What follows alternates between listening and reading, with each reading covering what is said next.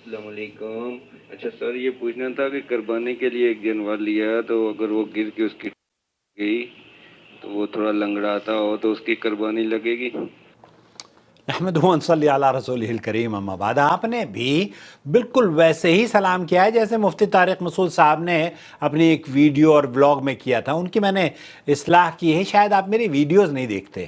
براہ کرم چینل سے جڑنے کا اس وقت فائدہ ہوگا جب آپ اس کی ویڈیوز ریگولر بیسس پر دیکھیں گے. جی ہاں، السلام علیکم. یہ جو کاف کے بعد واو، اور واو کیا بلکہ 2-3 واو لگا دیتے ہیں، کوم بولتے ہیں. مفتی طارق مسعود صاحب نے بھی یہ غلطی کری ہے. آپ براہ کرم میرے ویور سے گزارش ہے کہ یہ سلام کا صحیح طریقہ نہیں ہے.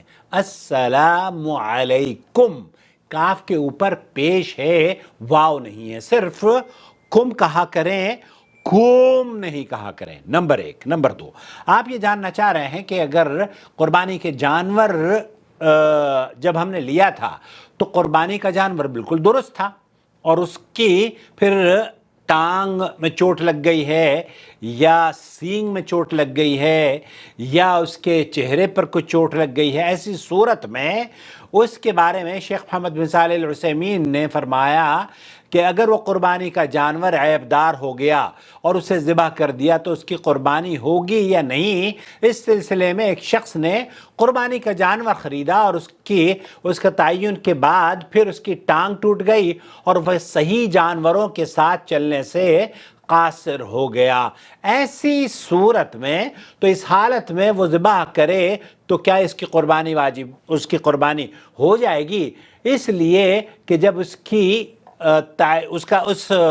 جانور کو لیا گیا تھا، اس کا تعین کیا گیا تھا، تو اس کے تمام اعضاء بالکل درست تھے، تو وہ اس کے پاس امانت کے طور پر آیا، جس طرح کی کوئی چیز امانت رکھی جاتی ہے. اور جب وہ امانت ہے اور اس میں عیب بھی اس کے فعل سے پیدا نہیں ہوا ہے تو اس کی زیادتی سے نہیں، یا اس کی لاپرواہی سے یہ عمل وجود میں نہیں آیا، یا آپ نے اس کو جان بوجھ کر ٹانگیں اس کی نہیں توڑی ہیں، تو اس پر کوئی ضمان نہیں. کیونکہ آپ اگر کسی چیز کو رکھتے ہیں اور وہ بطور امانت آپ کے پاس رکھی جاتی ہے اور وہ ضائع آپ سے ہو جاتی ہے تو آپ کے اوپر کوئی ضمان نہیں ہوتی. اس لیے آپ نے اس جانور کو اپنی غفلت کی وجہ سے یا اپنے کسی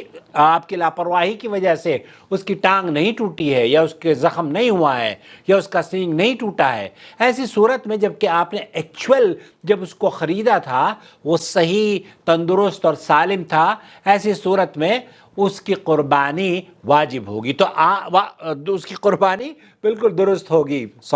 اس کی قربانی بالکل درست ہے، کیونکہ یہ عیب اس کی خرید کے بعد وجود میں آیا ہے اور اس ٹانگ کی چوٹ کی آپ وجہ بھی نہیں ہے. مجھے امید وضاحت ہو گئی ہوگی. والسلام علیکم ورحمۃ اللہ وبرکاتہ.